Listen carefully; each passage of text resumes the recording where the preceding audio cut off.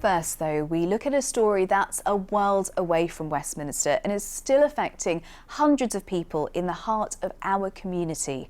A long-running national inquiry into child sexual abuse came to an end this week with recommendations that could bring far-reaching changes.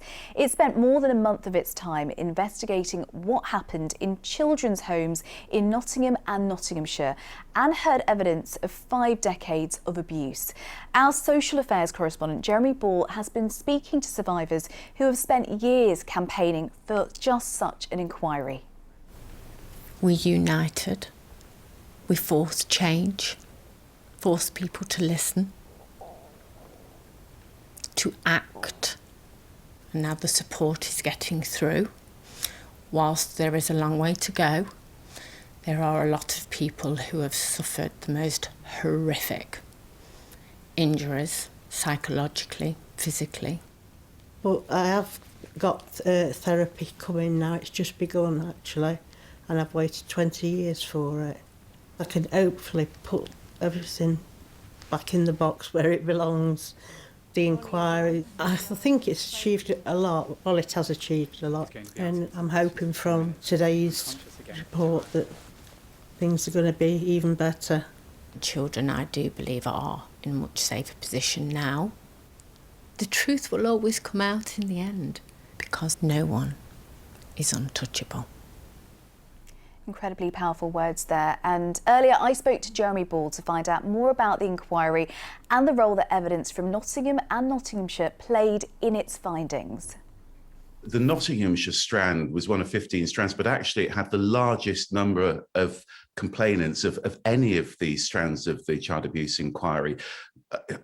Well over 350 people came forward to say that they had been victims or survivors of abuse in the care system in Nottinghamshire. And what's really interesting is a lot of things that came out in that Nottinghamshire strand have formed part of the recommendations. Mandatory reporting is the big one. So, if professionals suspect that child abuse is happening, what they want is a new law to make it a criminal offence not to report that.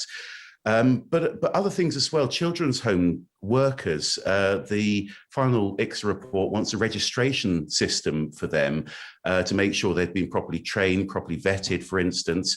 And for survivors, a number of things for survivors. The final report wants more redress, so things like apologies, better compensation, and also really importantly, out of the Nottinghamshire strand, the inquiry suggests more access to records for survivors. So a lot of themes that came out in Nottinghamshire and nationally as well. What they want is a new child protection authority with a cabinet level minister for children.